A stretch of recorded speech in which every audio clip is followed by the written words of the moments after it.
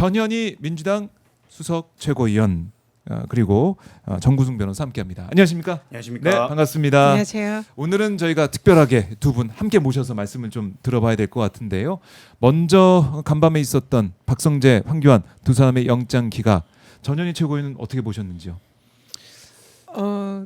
사법부의 네. 이 내란 감사기다 그렇게밖에 볼 수가 내란 없습니다. 감싸기다. 네, 지금 박성재와 한교안의 범죄 정황은 너무나 뚜렷하고요. 박성재 장관의 경우에는 지난번에 1차 영장 기각 이후에 네. 이번에 구속영장을 위해서 새로운 범죄 사실과 증거들을 특검이 제시를 했습니다. 그래서 누가 봐도 박성재 법무부 장관의 네. 영장이 발부가 되는 것은 지극히 상식적이고 또 당연하다 이렇게 저희들이 기대를 하고 있었는데요. 그러니까요. 그럼에도 불구하고 매우 이해할 수 없는 이유로 사실상 영장을 기각을 했습니다. 네. 박성재 장관의 경우에 1차 영장 기각도 사실 법리에 맞지 않다 생각했지만 이번에 2차 영장에는 이 내란 안가 4인방 모임에 대해서 연말에 친목 모임이다 이런 네. 식으로 위정했던 그 사안에 대해서도 법사위에서 추가로 의결을 해서 위정 혐의로 또 저희들이 네. 특검의 고발 조치를 완료를 했고 그리고 또 현직 검사에게 내란을 정당화하는 이런 문건을 작성하게 했고 그것을 지참해서 내란 안가 모임에 참여를 했고 계엄을 사실상 정당시하는 이런 핵심적인 역할을 했다. 이런 게 이제 어느 정도 지금 정황이 드러난 상황에서 이런 부분에 대해서 다 무시하고 외면하고 네. 영장을 기각한 것은 이 사법부가 특검 수사를 내란 수사를 사실상 번번이 중요 고비마다 방해하는 네. 이런 모습이 아닌가 이렇게 해서 매우 우려스러운 상황입니다. 그러게요. 이제 우려스럽고 이제 화가 나는 아침이다라는 말씀을 계속 드릴 수밖에 없는데요. 정구승 변호사는 어떻게 봤어요? 이거를 이제 법리적으로 해석하는 거는 포기해야 될 단계인 것 같고 법리적으로 해석은 불법성 인식을 계속 문제를 삼으셨는데 저는 예. 이거를 해석이 안 되다가 이번에 좀 해석을 할 수 있는 실마리를 찾은 게 대법원 역시 계엄 당시에 이거를 그 합법하다는 전제로 대응 논의를 했다고 들었습니다. 예. 그렇다고 하면 나중에 자신들한테도 수사가 왔을 때 이 부분을 방어 논리로 삼어야 된다고 하면 당시에는 불법인지 우리가 확신을 못했다라는 식으로 방어를 하기 위한 사전 포석이 아닌가. 그게 아니라면 이게 그냥 형사소송법 일반적인 형사소송법이나 실무로 봤을 때는 전혀 이해할 수 없는 부분이기 때문에 네. 이러한 결국 자기네 감싸기를 위한 사전 포석이 아니라면 해석이 안 되는 문제다. 우리 정구승 변호사님이 매우 중요한 포인트를 네. 지적을 해주셨는데요. 박성재 법무부 장관의 이 행위가 조희대 대법원장의 그때 당시에 대법원의 대응과도 매우 유사한 측면이 있습니다. 그래서 박성재의 경우에는 당시에 법무부에서 긴급 회의를 열었고 거기에서 여러 가지 이제 뭐 그 출국 금지라든지 구치소 현황이라든지 이런 것을 파악을 하고 네. 계엄의 법무부 차원에서 협조할 이런 이제 여러 가지 정황을 점검을 했던 그런 이제 지금 혐의를 받고 있는데요. 대법원의 경우에도 계엄 당일날 대법원장 이 부분은 이제 지금 법원에서는 부인을 하고 있지만 네. 사실상 대법원장의 그 지시하에 그 긴급 회의가 열린 것이 아닌가. 그래서 대법원장이 지시한 부분은 확인해 봐야 되지만 긴급회의가 열린 것은 틀림없고 당시에 언론의 보도에 따르면은 이 비상계엄이 합법이라는 전제하에 협조할 방안을 논의를 한 그런 여러 가지 정황들이 드러나 있고 그러니까 양쪽 법무부와 대법원의 대응이 상당히 유사합니다. 그래서 박성재 장관에게 영장이 발부가 된다면 네. 그 여파가 대법원에도 미칠 가능성이 매우 높다. 그래서 이런 부분에 관해서 자기들 보호하는 차원에서 법무부를 아예 처음부터 네. 영장을 기각함으로써 자기들을 보호하려는 의도가 아닌가 이런 지적이 가능할 것 같습니다. 그 전제로 보면 해석이 많이 되는 부분이 있는데요. 네. 보통 영장이 기각되는 경우에는 증거인멸의 우려가 없다. 이미 다 확보되었다. 뭐 이런 식의 멘트가 나오기 마련인데 사실 불법성 인식으로 영장이 기각되는 건 저는 처음 봤거든요. 사실 엄청 흔하지 않은 사례입니다. 왜냐하면 사실 가장 유명한 법문 중에 하나가 그 불법에 대해서는 네. 저희 변명되지 않는다. 법률의 부지는 저희가 그 당연히 처벌하는 거거든요. 네. 왜냐하면 내가 사람을 때려놓고 폭행죄가 있는지 몰랐어요 이렇게 말할 수는 없는 거잖아요. 그렇죠. 네, 그런 것처럼 왜 굳이 이러한 표현을 들면서 영장을 2차례나 기각했을까를 생각했을 때는 우리 법원도 합법인지 불법인지 애매한 상황에서 일을 진행했으니 나중에 이게 문제가 됐을 때 이걸로 막겠다라는 포석이 아니라면 도저히 해석할 수 없는 사안이기 때문에 이거는 차후 이게 특검의 이제 기간이 얼마 남지 않았기 예. 때문에 사법부나 이런 쪽으로 나아가긴 어렵겠지만 뭐 내란의 공소시효가 얼마나 길겠습니까? 일반적인 수사기관으로 나아가서라도 시간이 지나서라도 이건 끝까지 밝혀내야 된다라고 생각합니다. 예, 맞습니다. 이게 통상은 구속영장이 기각되는 사유가 도주 우려, 증거인멸 우려, 네. 제일 중요한 건 증거인멸 우려거든요. 예. 박성재 장관의 경우에는 이미 많은 증거인멸을 한 그런 정황들이 확인이 됐습니다. 네. 휴대폰을 교체를 휴대폰 했고요. 교체했고, 그다음에 제일 중요한. 이런 내란 정당화 문건이라든지 네. 뭐 구치소 점검 이런 부분에 관해서는 다 해당 문건을 삭제를 했습니다. 그리고 심지어 그 법무부의 장관실 PC의 경우에는 교체를 했고요. 하드디스크까지 손괴한 이런 것이 확인이 됐습니다. 명백한 그게 증거인멸이죠. 제일 큰데. 범행을 저지르지 않았다면 이런 것을 증거를 인멸할 이유가 없지 않습니까? 그래서 네. 그런 증거인멸까지 확인된 상황에서 이 부분에 대해서 영장을 발부한 건 말씀하신 대로 법리적인 문제가 아니라 이 다른 의도가 있었다라고 볼 수밖에 없습니다. 그래서 좀 더 공부는 하는 건 사실 박성재 전 장관의 과거 전력이죠. 뭐 법조인으로서도 오래 근무했고 법무부 장관이었고 검사 출신이었음에도 불구하고 불법성 인식을 몰랐는데 우리도 판사 출신이고 판사지만 우리도 몰랐다. 라는 걸 하려면 그분이 아무리 그러한 법조인으로서 커리어가 길었어도 모를 수 있다라는 그런 선례를 만들어내야 하기 때문에 예. 사실 다른 장관님들은 이보다 솔직히 입증이 좀 덜 된 부분이 있음에도 불구하고 영장이 나옴에도 불구하고 이 분만 절대 안 나오는 건 말씀하신 대로 대법원과 정말 닮은 꼴일 수도 있기 때문입니다. 라고 생각합니다. 그럼 이거 어떻게 돌파를 해야 돼요? 어떻게 이 상황, 답답한 상황을 돌파해야 될지 어떻게 저는 보세요, 정 변호사? 사실 현역 의원님께 계신 분 앞에서 말씀드리기 좀 어렵지만 사실 동력이 있었을 때 그 특별재판부를 같이 갔어야 된다. 특검이 도입됐을 때 결국엔 이거는 조금 뭐 소일구 외양간 고치기 같은 말씀이어서 좀 죄송할 수 있지만 네. 우리가 그 대법원이 거기에 동원되지 않았을 거라는 생각을 하진 않았을 거 아니에요. 당연히 계엄이 됐으면 거기에 맞는 사법 체제로 바뀌었을 텐데 그것까지 네. 감안을 해서 우리가 사실 좀 국민들의 여러 그 성화가 있었을 때 같이 예. 지지를 했어야 되는 게 아닌가라는 생각이 들고 이게 이제 현실적으로 돌아왔어요.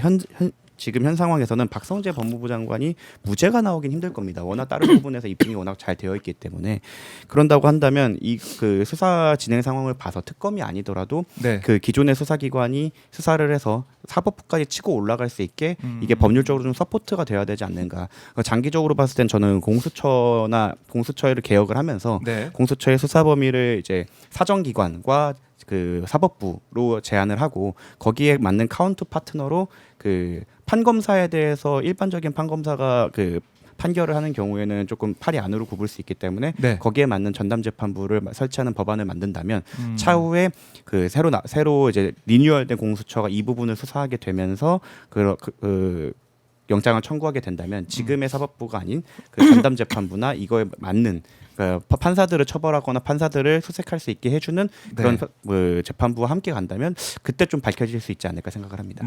이게 특별재판부 내란 사건 전담재판부 논의가 저희들이 법안을 발의를 했는데 이게 이제 중도에 좌절이 된 것은 이 재판 도중에 판사를 변경을 하는 것은 위헌 네. 소지가 있다는 이 법원의 강력한 이 저항으로 인해서 여러 가지 정무적 고려에 의해서 이게 일단은 지금 보류가 된 상황입니다. 근데 예. 저도 개인적으로는 특별재판부, 전담재판부가 반드시 필요하다. 그래서 1심이 안 된다면 2심에서라도 도입이 될 필요가 있다. 이 부분은 전적으로 공감하고요. 네. 그리고 그 특별 전담재판부 관련 법에 그런 내용이 있습니다.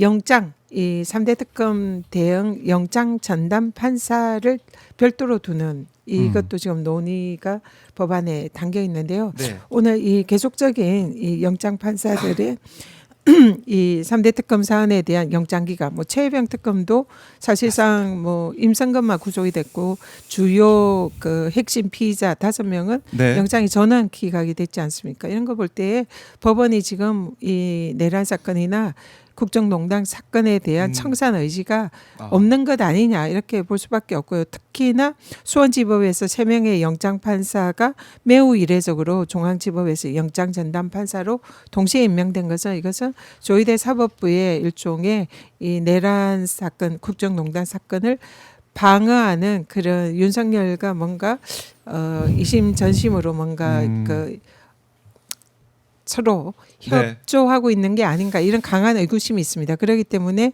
좀 독립적이고 객관적인 영장 전담 판사를 두는 것도 필요하다. 그래서 이번 사안을 보면서 그것의 필요성 확실히 더 느껴지는 것 같습니다. 네, 아마 국민들의 여론도 이거 이대로 안 된다라는 말씀을 계속 하실 것 같고 황교안 전 총리 같은 경우는 이 뭐 증거가 수집이 다 됐다고 그렇게 얘기하면서 기각이 됐네요. 예, 본인 스스로 페이스북에 다 올려놓으셨기 때문에 증거 인멸의 우려가 있다기보다는 사실은 이분은 도주의 우려, 그러니까 도주가 물리적인 도망을 얘기하는 게 아니라 네. 수사기관이나 이제 사법부가 소환을 했을 때 오지 않은 우려가 있기 때문에 구속의 필요성이 있다고 봤는데 그 부분에 대해서 부정을 한 거는 조금 저는 의문이 있습니다. 실제로 체포영장이 떨어졌음에도 불구하고 문을 거르지 않고 싸웠고 체포가 돼서 나오는 과정에서도 나는 내 발로 갈 수가 없다라는 네. 발언을 서슴없이 했던 사람의 입장으로서는 그런 걸 고려했을 때는 증거인멸 우려야 당연히 없겠지만 그 수사기관의 정당한 요구에 응하지 않은 우려 또는 네. 사법부의 그 출석 요구에 대해서 응하지 않은 우려가 충분히 있기 때문에 이 부분에 대해서는 재판부가 좀 나이브하지 않았나라는 생각을 하게 됩니다. 황교안 전 총리에 대해서는 사실은 이분이 부정선거 음모론을 가장 열심히 주창하고 다니던 그런 사람인데 윤석열의 비상계엄의 명분 중에 하나가 부정선거 아닙니까? 그래서 윤석열의 비상계엄의 명분을 제공한 사람이고 거기에 대해서 또 비상계엄이 발령이 됐을 때 비상계엄에 강력히 대처해라. 종북 부정선거 세력을 척결해라. 네. 국회의장을 체포해라. 한동훈을 체포하라. 라는 내란 선전 선동물 게시물을 직접 본인이 올렸습니다. 근데 지금 법원이 이런 중대한 내란 관련자에게 구속 필요성이 없다라고 기각을 했고요. 또 네. 황교안 스스로 자신은 이 비상계엄이 위법하다는 걸 몰랐다라는 이런 터무니없는 주장을 하는데요. 공안 검사 출신 아닙니까? 그럼요. 이게 그리고 포고령 1호가 국회의 권한을 침탈하는 개헌권이 국회에 이제 침입하는 이런 내용을 그 1호에 두고 있는데 그건 뭐 법조인이라면 누구나 상식적으로 이거는 위헌 위법 계엄이다라는 걸 알 수 있음에도 불구하고 몰랐다라고 하는 주장을 법원이 받아들여서 구속영장을 기각한 것은 이건 여전히 법원이 의도가 있는 게 아니냐 이렇게 볼 수밖에 없는 사안인 것 같습니다. 추론을 좀 더 해보자면 사실 황교안 만약에 전 총리가 구속이 되고 이 부분으로 처벌을 받게 된다면 그 시기 비슷하게 아니면 그 이후에 비슷하게 내란을 옹호하는 듯한 게시물을 올렸던 수많은 정치인들이 이걸로 처벌을 받을 수도 있다라는 점을 염두한 게 아닌가 싶습니다. 만약에 그렇게 되면 하나의 가이드라인이 될 수도 있는 거죠. 글쎄요, 그러니까 지금 뭐 이제 장동혁 대표가 얘기했듯이 우리가 황교안이다라고 했으니 국민의힘 의원들이 그렇게 얘기를 했으니 그것까지 또 염두에 둔 게 아닌가 싶기도 하고 어쨌든 이 두 판단을 보면서 사법부 개혁, 사법 개혁에 고삐를 계속 놓을 수가 없다 이런 생각을 하게 됩니다. 그리고 또 이제 검찰 개혁 얘기를 우리가 대장동 이 사건을 통해서도 강조하고 있는데요. 대장동 이 항소 포기에 대한 검사들의 반발. 오늘 이제 노만석 땡 뭐 퇴임식까지 한다 그래요. 퇴임식까지 한다고 해서 왜 퇴임식은 왜 하는 거지?라는 생각을 많은 분들 하실 것 같은데 대장동 항소 포기에 대한 이 검사들의 집단 행동, 이 반발, 민주당에서 이걸 가만히 두고 보지 않겠다라고 계속 얘기를 하고 있습니다. 네, 지금 이 사건이 사실은 본질은 대장동 사건을 비롯해서 검사들의 조작 기소 그리고 그 조작 수사를 하는 과정에 있어서 피고인들이나 증인들에 대한 협박, 네. 뭐 강압 수사, 회유 이런 것이 이 사건의 본질입니다. 네. 그렇기 때문에 지금 대장동 사건에서 1심 판결에서 드러났지만 별건 수사의 위법성 그리고 이재명 당시 성남시장을 이 대장동 사건과 엮으려고 네. 검찰의 무리한 수사 이런 것이 1심 판결의 상당 부분 그것이 확인이 됩니다. 그래서 그런 이유로 이 무죄를 한 것도 사실상 배임죄의 이 모든 그 사안이 네. 판결 내용에 담겨 있는데 어. 이해충돌 방지법으로 별건으로 또 수사를 하는 것은 기본적 사실이 동일한데 이해충돌 방지법으로 가서 네. 사실상 이재명 성남시장을 엮으려고 한 것이 아니냐. 그래서 그 부분 때문에 무죄가 된 거고요. 그리고 뭐 또 수뢰죄 이 부분도 네. 사실상 배임죄랑 동일한데 이름만 바꿔가지고 또 기소를 해서 이런 검찰의 무리한 수사를 지적을 하면서 법원에서 무죄를 한 건데 네. 이 무죄 단지 무죄란 이유로 항소를 하지 않았다. 그래서 이 검찰 내부에서 이제 이게 문제다 들고 일어나는 것은 이거는 사실상 검찰에 이미 검찰을 알고 있을 겁니다. 이게 무리한 기소였고 그리고 항소의 실익이 없다는 부분을 그럼에도 불구하고 이번에 문제를 제기한 검사들의 면면을 보면 대부분 윤석열 정권에서 정치 검사로서 윤석열 정권에 부역했던 검사들이 주류를 이루고요. 그리고 자신들의 뭐 도이치모터스나 김건희 디올백 이런 거에 면죄부를 줬던 그런 네. 검사들이 많이 참여를 하고 있습니다. 그리고 이런 증거 조작이나 조작 기소에 관여했던 그런 검사들이 이번 대부분 이런 항명, 네. 집단 항명에 참여를 한 것이고요. 그래서 이 사건의 본질은 항소의 실익이 없는 사안이고 그리고 대검 예규에 의해도 이것은 항소를 안 해야 되는 그런 사안이거든요. 그럼에도 불구하고 이 지극히 원칙적인 결정에 대해서 검사들이 단지 이것을 이제 트집을 잡아서 외압 사건과 연결시키면서 자신들의 그런 조작 기소나 강압 기소를 덮으려고 하는 프레임 전환이다. 그래서 일종의 이거는 검사들의 정치적 사건이고 정치적 항명이고 또 공무원의 집단행위 금지를 하는 그런 법에도 위반되는 그런 검난이다. 검난이다. 예, 그것을 또 사실 국민의힘의 경우에도 지금 위원정당 해산을 앞두고 벼랑 끝에 몰려 있는 네. 그런 집단이고 검찰의 경우에도 이 검찰 개혁에 의해서 검찰이 해체되고 네. 또 이번에 참여한 검사들 몇 면이 조만간 징계나 처벌을 받을 수 있는 그런 가능성이 있는 검사들이 많이 참여했다는 걸 봐서 이거는 두 집단 국힘과 이 정치 검사들의 이해관계가 일치해서 지금 사실상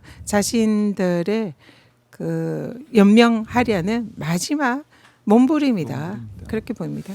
그래요. 정 변호사도 지금 검사들의 행태, 집단 행동 눈여겨 보고 있을 것 같은데. 네, 좀 정리를 하자면 예. 저는 항소 실익이나 항소 여부는 사실은 메인 주제가 아니라고 생각합니다. 어. 어차피 그거는 그 명의는 검찰이 나가는 거고 검찰이 결정한 거기 때문에 예. 그 본인들끼리의 결정이에요. 그러니까 이 부분에 대해서 민주당이나 대통령실이 이득 볼 것도 없고 손해도 볼 것도 없고 그냥 중앙지검장과 검찰총장 대행이 알아서 결정을 한 겁니다. 이 부분은 이 부분으로 뭐 이게 항소가 옳았느니 했었어야 되는 이로 가는 것 자체가 검찰의 프레임이다. 사실 저는 이건 그냥 예비 피의자들의 발끈. 예비 피의자들의 발끈. 그리고 네. 정치 유망주의자 검찰주의자끼리의 WW이다. 사실 프로레슬링. 네, 짜고 치는 고소도 많이 해요. 사실 이 논란으로 인해서 이득을 본 건 의원님께서 말씀해주신 것처럼 그 정치 유망주, 정치 검사들과 그리고 국힘 그리고 보수 언론밖에 없다. 네. 그런 걸 생각을 하면 사실 대통령실이나 민주당 입장에서는 항소를 하든 안 하든 상관이 없습니다. 네. 그거는 이제 재판에서 다뤄질 거고 법정에서 다뤄질 건데 자기네끼리 짜고 치는 것으로 이걸 이슈화를 만들어 갖고 네. 사실은 이제 논란을 키우고 대통령실과 민주당을 공격하려고 했던 것 같은데 이 부분에 대해서 민주당이 단호하게 나섬으로써 좀 선을 잘 그었다고 생각을 하지만 네. 저는 과거부터 말씀드렸지만 검사 징계법 이거의 존재 자체가 문제다. 사실 일개 외청에 불과한데 그 사람들에 대한 뭐 징계 규정이 따로 있다는 것 자체가 저는 되게 의문스럽고 네. 소방 징계법 이런 게 따로 있지 않은 것처럼 네. 그렇네요. 네, 예, 그래서 같은 공무원이고 그냥 외청인데. 국가공무원법으로 그냥 의무를 하면 된다고 생각을 합니다. 그래서 네. 예전부터 주장을 해왔는데 이번 계기에 한번 그 검사징계법을 폐지하거나 준용하도록 해갖고 이게 이에 대해서 뭐 마치 특권처럼 있었던 과거의 잔재를 좀 없앤다고 한다면 네. 그 검찰 개혁의 동력이 될 거고 그리고 그 중앙지검장과 대행 사이에서 왔다 갔다 했던 내용 그리고 뭐 차관님과 장관님이 뭐 그 신중히 검토하라라고 했던 내용을 이 적용되는 모습을 보면 그 자체가 얼마나 검찰이 정치적이고 정치적인 판단을 하고 있고 그거를 중심으로 했는지도 볼 수 있는 사례라고 생각합니다. 네. 사실 신중히 판단하라라는 것은 되게 뉴트럴한 중립적인 의견일 수도 있거든요. 근데 자기들이 정치 검사하고 정치에 쩔어져 있다 보니까 이거를 어떻게 해석할지에 대해서 생각하다가 자기네가들이 결정한 건데 네. 이걸 마치 외압이다 이런 식으로 포장하는 것 자체도 검찰 개혁의 그 이유와 목적을 말해주는 거다라고 이게 생각합니다. 맞는 지적인 것이 네. 저희 민주당 내부에서는 이 사안에 대해서 항소를 해야 한다 말아야 한다 뭐 이런 걸 논의한 자체가 없습니다.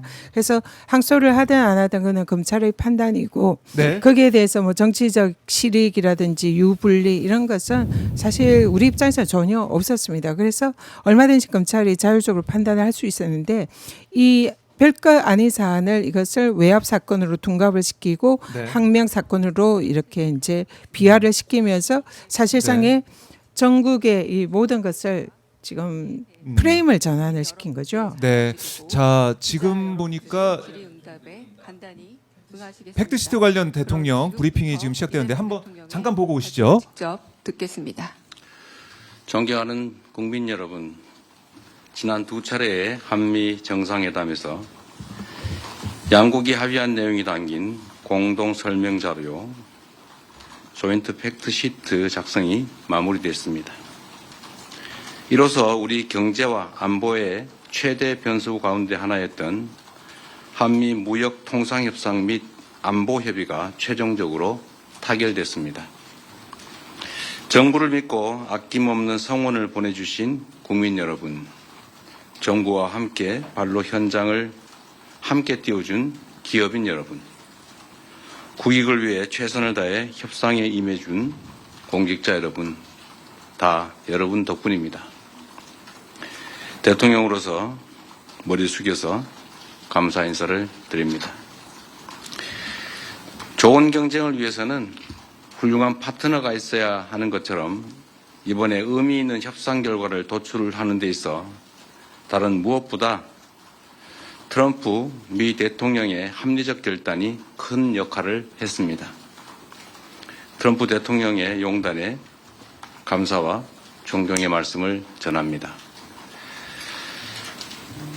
내란과 그로 인한 국가적 사회적 혼란 때문에 대한민국은 다른 나라에 비해 뒤늦게 관세 협상의 출발점에 섰습니다. 그러나 한미동맹의 굳건한 신뢰를 바탕으로 상호 존중과 이해의 기초에 호혜적인 지혜를 발휘한 결과로 한미 모두가 상식과 이성에 기초한 최선의 결과를 만들었습니다. 특히 우리 경제가 충분히 감내할 수 있는 범위 내에서 또 상업적 합리성이 있는 프로젝트에 한해 투자를 진행한다는 점을 양국 정부가 확인함으로써 원금 회수가 어려운 사업에 투자를 빙자한 사실상 공여가 이루어지는 것 아니냐라는 일각의 불신과 우려 또한 확실하게 불식하게 됐습니다. 이제 양국은 앞으로 조선과 원전 같은 전통적 전략 산업에서부터 인공지능과 반도체 등 미래 첨단 산업에 이르기까지 이전과는 차원이 다른 협력적 파트너십을 구축하게 될 것입니다. 과거 미국이 대한민국을 도왔던 것처럼 이제 우리 대한민국이 동맹인 미국의 핵심 산업 재건에 함께할 것입니다. 그리고 이 과정에서 세계 최고의 기술력과 시장을 보유한 미국과 강력한 제조 혁신 역량을 갖춘 대한민국이 손을 맞잡고 세계 무대로 함께 진출하게 될 것으로 확신합니다. 대한민국의 회복과 성장을 향한 길은 더욱 넓어지고 미국을 다시 위대하게 만들어갈 토대는 더욱 굳건해질 것입니다. 이것이 전부가 아닙니다. 이번 협상을 통해 한미 양국은 대한민국의 수십 년 수건이자 한반도 평화와 안정을 위한 필수 전략 자산인 핵 추진 잠수함 건조를 추진하기로 함께 뜻을 모았습니다. 우라늄 농축과 사용 후 핵연료 재처리 권한 확대에 대해서도 미국 정부의 지지를 확보하는 데 성공했습니다. 매우 의미 있는 진전으로 생각됩니다. 또한 미국 상선뿐만 아니라 미 해군 함정 건조조차도 대한민국 내에서 진행할 수 있도록 제도적 개선책을 모색하기로 했습니다.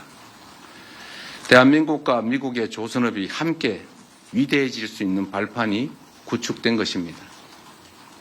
이와 함께 주한미군의 지속적 주둔과 확장 억제에 대한 미국의 확고한 공약도 거듭 확인했습니다. 국방력 강화와 전작권 환수를 통해 한반도 방위에 대한 우리의 주도적 의지를 천명했고 미국은 이를 지지하며 지원하겠다는 의지를 강력히 피력했습니다. 이로써 한미동맹은 안보와 경제, 첨단 기술을 포괄하는 진정한 미래형 전략적 포괄동맹으로 발전, 심화하게 되었습니다. 한미 양국이 함께 윈윈하는 한미동맹 르네상스의 문이 활짝 열렸습니다. 존경하는 국민 여러분, 비록 한미 통상 및 안보 협의가 매듭 지어졌지만 이제 시작입니다. 국익을 지키려는 각국의 총성 없는 전쟁은 계속될 것이고 국제사회의 불확실성도 단기간에 해소되지 않을 것이 분명합니다. 그럴수록 우리는 이번 한미 협상 과정에서 보여줬던 담대한 용기와 치밀한 준비, 하나된 힘을 바탕으로 국력을 키우고 국익을 지키며 국민의 삶을 개선해야 합니다. 정부는 성과를 만들어내는 유능한 실용 외교를 바탕으로 외교 지평을 보다 넓히고 수출 시장을 다변화하며 세계를 연결하고 현재와 미래를 잇는 글로벌 선도 국가를 향해 힘차게 나아갈 것입니다. 미래산업 전장의 핵심인 인공지능 분야에 과감히 투자하고 엔비디아와 같은 세계 최고 기업들과의 협력을 보다 강화하겠습니다. 우리의 인공지능 활용 경험과 역량을 바탕으로 인공지능 격차 해소를 위한 연대와 협력에 앞장서겠습니다. 인공지능 세계 3강이자 아시아의 인공지능 수도로서 국제사회와 함께 포용적이고 지속 가능한 공동 번영을 모색해 나가겠습니다. 존경하는 국민 여러분, 국제사회의 불확실성이 심화될수록 영내 주변국들과의 관계를 안정적으로 가져가는 것도 매우 중요합니다. 지난 경주 에이펙 정상회의를 통해 그동안 어려움을 겪던 한중 관계가 이제 개선될 전기가 마련됐습니다. 저와 시진핑 주석은 정상회담을 통해 경제 협력과 교류를 지속적으로 강화해 가기로 뜻을 모았습니다. 양국 간의 협력을 저해하는 요소에 대해서는 시간을 가지고 지혜를 모아 대처해 가자고 합의했습니다. 앞으로의 노력이 더 중요합니다. 특히 냉엄한 국제 질서 속에서 우리와 입장이나 생각이 다르다고 상대를 근거 없이 배척하는 것은 매우 어리석은 행동입니다. 미국도 중국과 다방면에 걸쳐 갈등하고 대립하지만 또 한편으로 협력할 부분은 협력하고 있습니다. 지금 우리에게 필요한 것은 바로 그러한 실사구시적인 자세입니다. 정부는 중국과의 꾸준한 대화를 통해 양국 관계 발전과 한반도 평화를 위한 길을 흔들림 없이 이어갈 것입니다. 세계 질서가 대전환의 터널에 접어들었습니다. 인공지능 혁명과 기후위기, 인구 문제 등 수많은 난제들이 기다리고 있습니다. 향후 10년간 국제 질서는 지난 100년간 우리가 겪었던 것보다 훨씬 더 빠르고 보다 심대한 변화를 겪게 될 것입니다. 이런 때일수록 우리는 국익 중심의 실용 외교를 바탕으로 동맹국과 우방국과의 관계를 두텁게 하고 외교 지평을 넓혀 나가야 합니다. 국제사회에 영원한 적도 영원한 친구도 없습니다. 오직 국익만이 영원합니다. 무엇보다 이제 대한민국은 과거처럼 힘없고 가난한 나라가 아닙니다.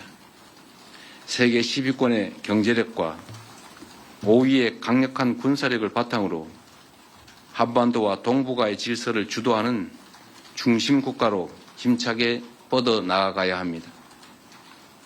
우리는 그럴 능력과 준비가 되어 있습니다.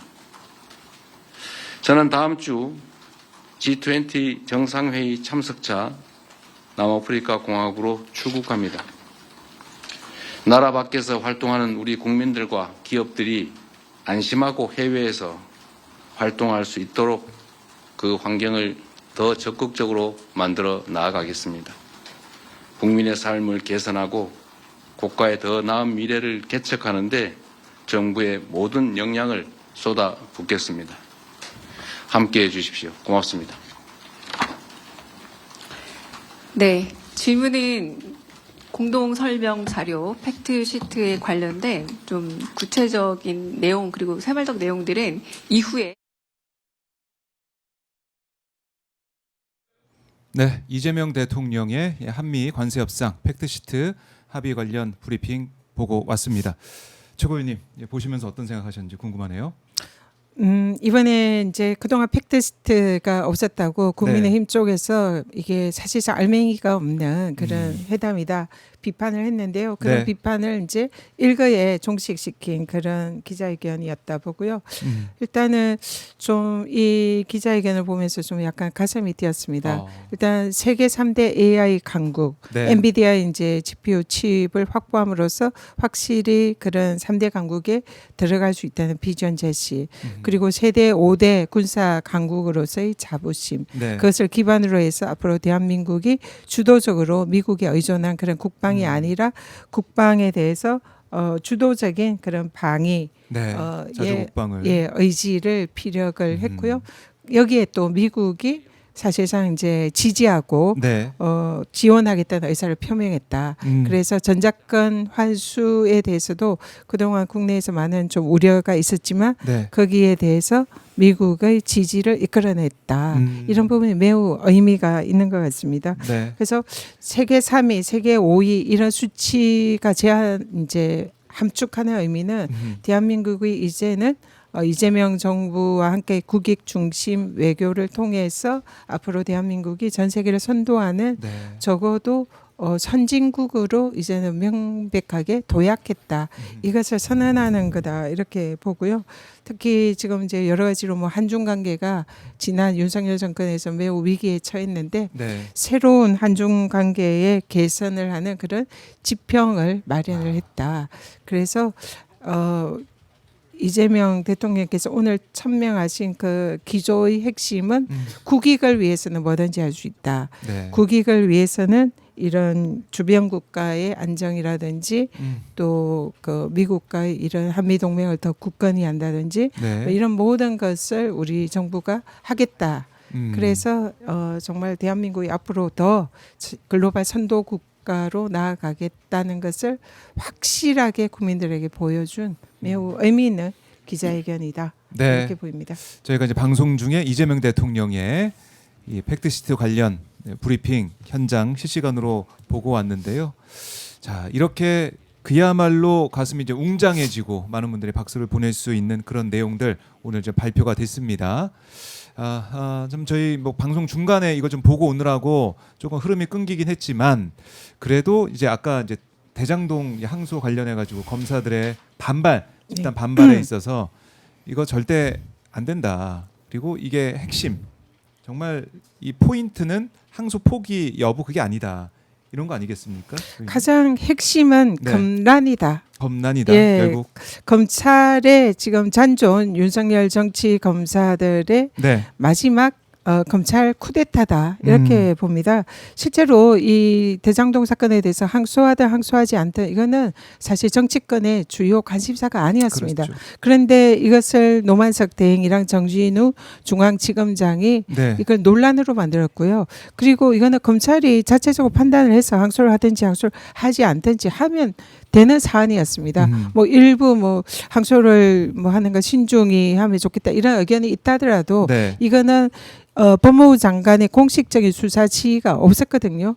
그래서 지금 노만석 대행도 법무부 장관의 공식적인 수사 지휘가 있었으면 자신이 옷을 벗어야 했다라고 네. 이렇게 얘기를 하면서 사실상 수사 지휘가 없었다는 걸 인정을 했지 않습니까? 그러면 얼마든지 총장 대행이 이 부분에 대해서 소신을 가지고 네. 결정을 했으면 되는 사안입니다. 거기에 대해서 누가 뭐라 할 사안도 아니고요. 그럼에도 불구하고 이것을 키운 것은 검찰입니다. 그래서 검찰이 이 사안을 보면 북치고 장구치고 해서 이 사실상 이것을 논란으로 만들었고요. 여기에 국힘이 숟가락을 얹으면서 깽가리까지 치면서 이것을 대한민국 지금 온전히 모든 이슈를 그렇게 빨아들이는 네. 그런 블랙홀로 만든 겁니다. 그래서 이거는 뭐 의도가 있는 거고요. 의도가 특히 그 검찰이 그동안 이제 법사위에서 국정감사를 하면서 검찰의 태도를 보면서 느낀 것은 이 고위 검사장급 그리고 그 위상 검찰의 수뇌부가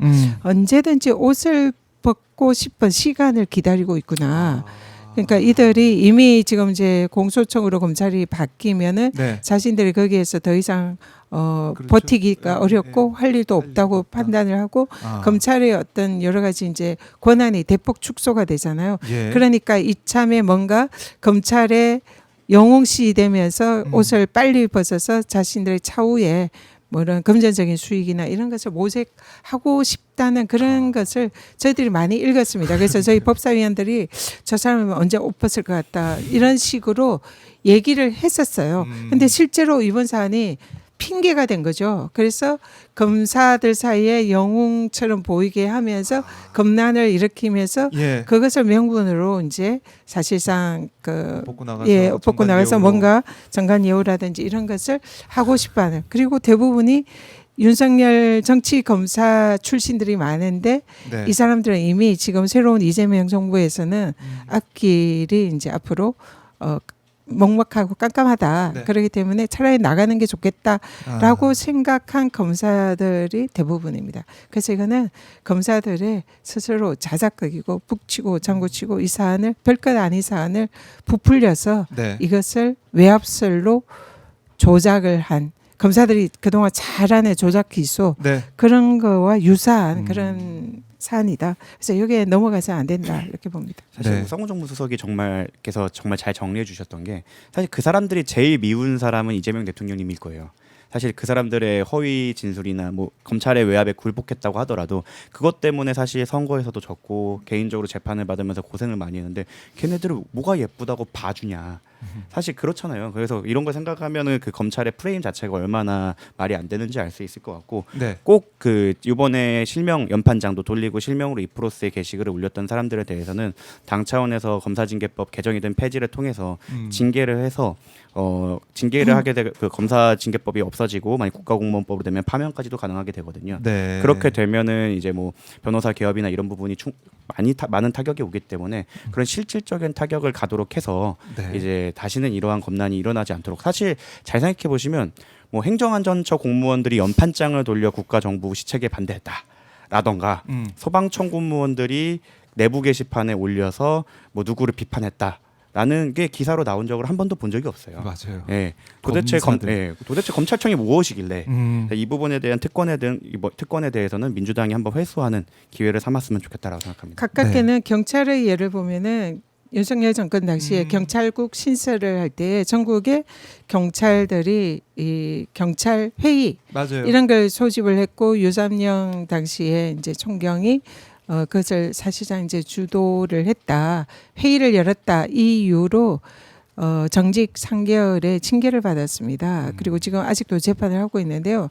경찰만 하더라도 이렇게 집단 행위를 하는 경우에 있어서는 이 처벌을 합니다. 네. 그런데 검사들은 그 사실상 이런 어떤 공무원도 이렇게 집단 행위를 할 때는 다 처벌을 받습니다. 그런데도 검찰은 그동안 무소불위의 권한을 누린 거죠. 그래서 음. 이번에는 그럴 리가 없다. 반드시 이거는 책임을 지게 해야 된다. 그리고 네. 또 하나 저희 당의 입장에서는 저희들 스스로 그런 얘기를 이제 지도부랑 법사위 의원들끼리 얘기를 했는데요. 그동안 정치 검사들 윤석열 정권에 부역한 이 사실상 온갖 불법과 비리를 저지른 검사들을 속아낼 수가 없었다. 그래서 지금 이번 정권에서도 버젓이 검사장으로 진급하고 네. 승진을 하고 사실 그런 상황이었거든요. 근데 이번에 자신들이 커밍아웃을 했다. 자수를 해줬다. 그래서 지금 대부분 이번에 커밍아웃한 집단 행위 항명을 한 검사들이 네. 그런 정치 검사들이 상당수가 여기에 섞여 있다. 그래서 그 정치 검사들에 대해서 제대로 된 이런 처분을 할 수 있도록 네. 스스로 자기들의 신분과 정체를 드러낸 게 아닌가 이렇게 봅니다. 꼭 그 간부급이나 네. 이런 사람들뿐만 아니라 이번에 일반 검사나 심지어 초임 검사까지 의견을 많이 개진했는데 다 전 정치 검찰 유망주라고 생각합니다. 싹을 잘라야 된다고 생각하기 때문에 꼭 그 징계까지 나아가도록 당이 법적으로 도와서 좀 이게 역사적으로 좀 남겨야 다시는 이런 일은 일어나지 않기 그렇네요. 때문에 좀 꼼꼼하게 처리해 주시길 부탁드리겠습니다. 네.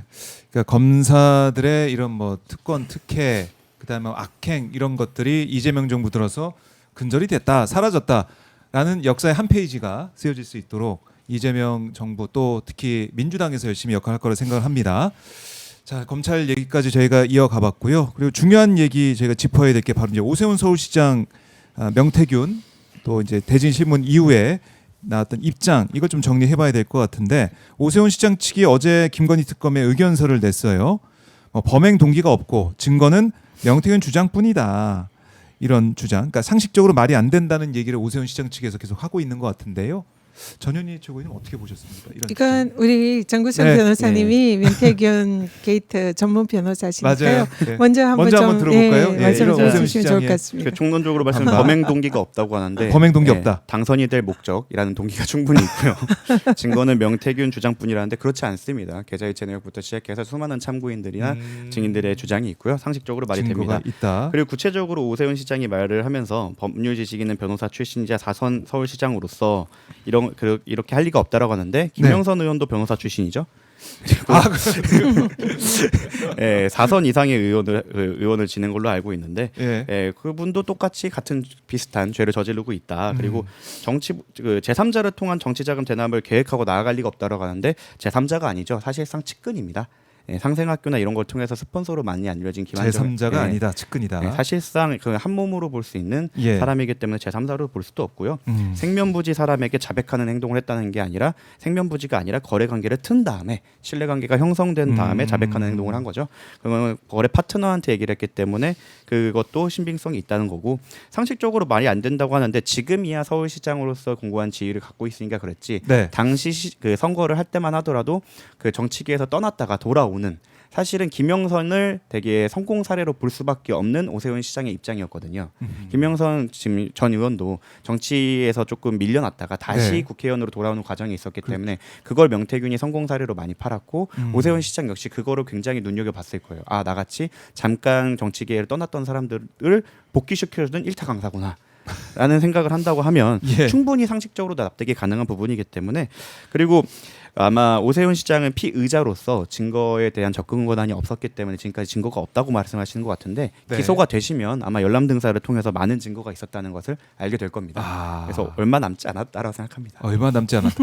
정근승 변호사가 이제 정말 자세하게 세세하게 정리를 해주셨는데 전현희 최고위원께서는 어떻게 보셨습니까? 네, 사실 지금 말씀하신 대로 오세훈 시장이 당시에는 그 선거에서 이기고 싶은 매우 절박한 상황이었습니다. 그래 뭐 총선에서도 떨어지고 이제 서울시장 선거에 나가서 그것을 해야 이제 계속 정치적 생명을 이어나갈 수 있는 그런 상황이었는데 당시에 유력한 강자가 있었죠. 그래서 뭐 나경원 네. 그때 당시 후보를 이기고 싶은 이런 절박한 상황이었고 거기에 대해서 나경원을 이길 수 있는 여론조사를 필요하다는 필요한, 그런 오세훈 측의 그런 이제 진술이 있었다는 것도 드러난 거 아닙니까? 네. 그러면은 그런 상황에서 오세훈으로서는 김영선 그 의원과 친한 명태균을 소개를 받고 또 김영선과 오세훈 사이의 그런 친분 관계를 이용해서 네. 명태균을 통해서 그 당내 경선에서 승리할 수 있는 이런 방안을 찾겠다는 것은 매우 절박하고 정말 그때 당시는 너무나 필요한 그렇네요. 상황이었죠. 그러니까 거기에 대해서 할 수 있는 모든 방법을 동원해서 하고 싶었을 그런 동기가 있는 거고요. 그리고 김한정 씨의 경우에는 당연히 최측근으로서 오세훈 시장의 후원회장 역할도 했고 네. 또 김한정이 수없이 오세훈의 어떤 전언이라고 명태균에게 전달을 했다는 거 아닙니까? 그리고 실제로 증거도 이번에 좀 드러났죠. 오세훈의 집 앞에 김한정이 그 명태균과 통화한 전후에 그쪽에서 김한정이 그 근처에 왔다 뭐 이런 증거도 있었다는 거 아닙니까? 그래서 여러 가지 정황을 볼 때에 김한정과 오세훈 그리고 명태균과 이런 관계 그리고 그 동기 이런 것을 명확히 드러났다 생각합니다. 그리고 이미 창원지검에서 이 사건에 대해서 오세훈 시장에 대한 혐의가 어느 정도 확정이 됐는데 창원지검에서 이것을 결론을 내지 않고 그냥 애꿎은 공익 제보자만 기소해서 이렇게 사실상 피해자와 네, 피의자를 강희경 씨. 반대로 둔갑시킨 이런 사안이 발생했는데요. 중앙지검에 와서 이 사안을 계속 수사를 하면서 거의 마지막 점만 찍으면 된다 네. 할 정도로 오세훈 시장의 혐의가 어느 정도 확정이 됐다 이런 얘기를 우리 정구성 변호사님이 하셨습니다. 자주 하고 네. 다녔습니다. 네, 네. 그래서 이런 부분이 지금 특검에 가 있는데 특검은 지금 마무리하는 단계고요. 그래서 그 마무리의 절차적인 이제 상황에서 오세훈과 명태균의 이런 대질이 있었다 이렇게 보고요. 네. 그래서 기소는 뭐 거의 기정사실이다 이렇게 보고요.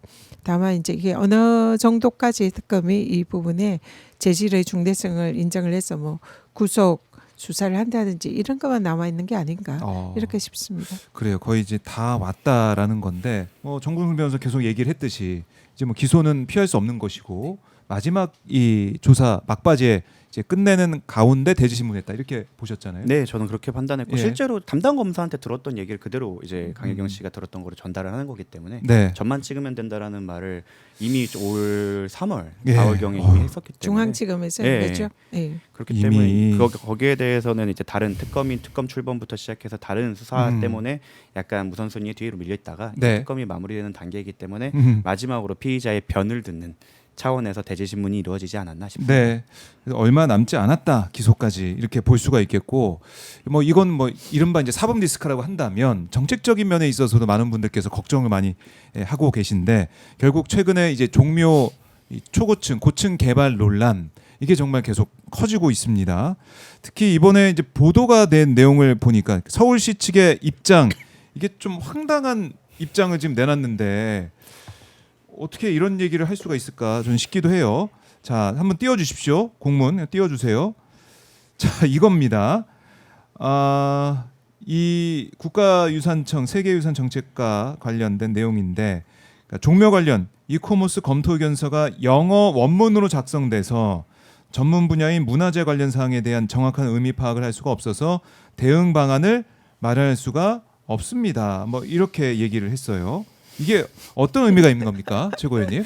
네, 지금 종묘의 네. 앞에 세운 상가 일대를 재개발을 하면서 141m에 상당하는 그런 네. 초고층 건물을 짓겠다 이렇게 하는데 이제 지금 종묘의 유네스코 유산 등재가 취소될 수 있는 그런 이제 위기에 처했다 예. 이런 지적들이 이제 있었습니다. 그리고 거기에 대해서 이제 많은 저를 포함해서 많은 분들이 반대의 의사를 표명을 했고요. 네. 그리고 유네스코에서 최근에 이 종묘는 유네스코 무형문화재 유산 1호입니다. 그렇기 때문에 매우 중요한 의미가 있는데 유네스코에서 그런 재개발을 하려면 유네스코 문화 영향 평가를 해야 한다. 이렇게 이제 공문을 보냈더니 서울시에서 못하겠다 하고 거부를 했어요. 그러면서 거기에 대해서 서울시가 이제 입장을 발표를 한 겁니다. 네. 유네스코에서 공문을 받았는데 그게 영어로 쓰여 있어가지고 사실상 무슨 뜻인지 몰라가지고 거기에 대해서 대응을 제대로 못했다. 뭐 이런 취지의 지금 이제 공문을 한 건데요. 터무니 너무 어이가 없고 그래서 이거는 이제 두 가지 의미가 있습니다. 네. 하나는 이 공문이 새빨간 거짓말일 가능성. 실제로 뭐 영문 해석을 못해서 대응을 못했다 이런 게 아니라 네. 그 유네스코의 그 유산 영향 평가를 하지 않기 위해서 아하. 이런 식으로 그 이제 회피하기 변명을 위해서. 하는 새빨간 거짓말 공문. 네. 두 번째는 정말 서울시가 무능력하고 영어 해석조차 할 수 있는 능력이 없는 그런 서울시다. 이것을 이제 자인하는 네. 무능력 인정. 두 가지인데요. 사실은 저는 전자다 이렇게 봅니다. 저는 저도 그 영문 유네스코 영문 공문을 봤는데요. 네. 그냥 이거는 뭐 고등학교 실력이면 충분히 해석할 수 있는 그런 정도의 공문이고요. 네. 저걸 서울시라는 그런 거대한 대한민국의 최고의 도시에서 그걸 해석할 수 있는 공무원이 없어서 그걸 네. 못했다.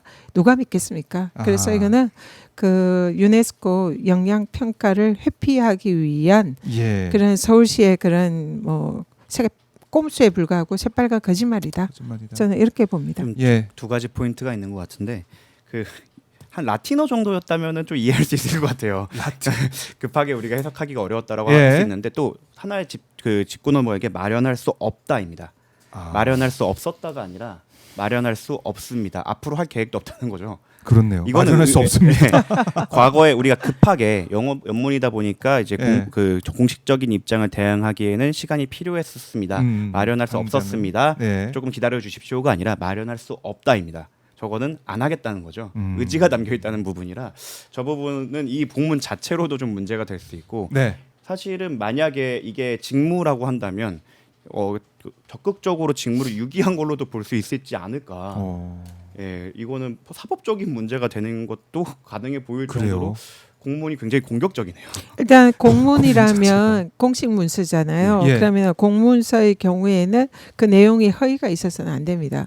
그래서 영문 해석을 할 수 없어서 이 대응 방안을 마련할 수 없다라고 하는 부분이 네. 제가 보기에는 이거는 허위라는 거죠. 거짓말이라는 예. 거죠. 거짓말을 공문서에 담으면 이거는 허위 공문서 작성죄로 처벌될 수 있는 사안입니다. 네. 그리고 거기에 담긴 내용도 사실상 자기들이 당연히 해야 하는 직무를 하지 않겠다. 네. 이런 것이 담겨 있기 때문에 이거는 뭐 여러 가지 직권남용이나 직무유기 범죄에 해당할 소지도 매우 높고요. 충분히 그래서 이 부분에 대해서는 좀 면밀히 법적 검토를 해서 네. 조치를 할 필요가 있다라는 생각이 비웃음의 듭니다. 영역이 아니라 약간 사법 차원의 그렇네요. 또 시장님께서 하나의 리스크를 더 안게 되셨네요. 이 부분 책임져야 된다. 그러니까 지난 7월 미국 극우 인사 모스탄 교수 서울시 인권포럼 강연자 초청을 하기도 했었는데 그때 보니까 서울시 공무원이 영어로 직접 또 이메일 보내서 안내를 했다고 하더라고요. 영어 잘하네. 그러니까 거짓말인 거죠. 참 이 문제 좀 저희가 웃으면서 지적을 했지만은 이 종묘 여기에 고층 개발 계속 하겠다고 오세훈 시장은 그래서 밀어붙이고 있는 것이고 이렇게 낙후된 곳을 놔둘 수가 있냐 이런 맥락의 주장하고 있는데 어떻게 반박하시겠습니까?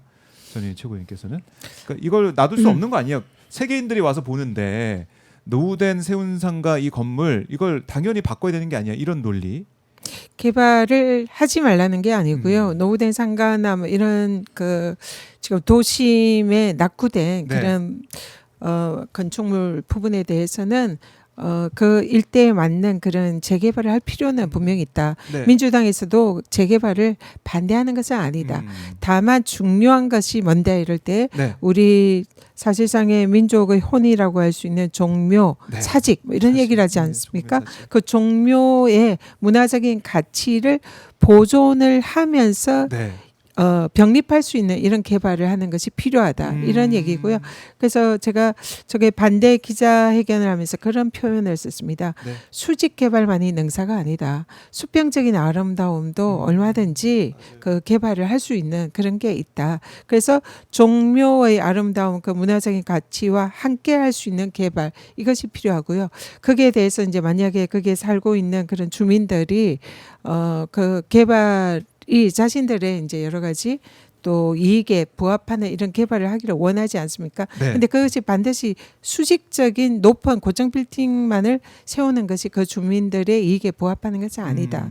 그 종묘 일대를 살리면서 세운 상가라는 이 어떻게 보면 여기도 우리나라의 개발을 상징하는 역사적인 공간이잖아요. 네. 그런 특징을 살려서 오늘날 현대에 걸맞는 예를 들면 거기에 뭐 AI 뭐 이런 중심지를 만든다든지 세운 상가가 여기가 젠선왕이 여기에 옛날에 네. 젠선왕이 이제 소시적에 그 지금처럼 뭐 세계적인 이런 거부 대열에 오르기 전에 자신의 그래픽 카드 이런 것을 한국에 그 PC방 이런 데 가서 PC방. 팔기 위해서 한국에 와서 그 세운상가에 들러가지고 막 그리고 거기 마케팅하고 컴퓨터 그런 많이 또 역사적인 팔았으니까. 어떻게 맞아요. 보면 현대에 비추어진 역사적인 공간입니다. 그래서 그런 여러 가지 특징을 살린 AI 중심지로 이렇게 새롭게 조성하는 네. 그래서 개발과 역사적 가치와 그 일대에 있는 이런 상인과 주민들의 이익에도 부합하는 조화로운 개발이 얼마든지 가능하다. 그러네요. 그래서 그런 식으로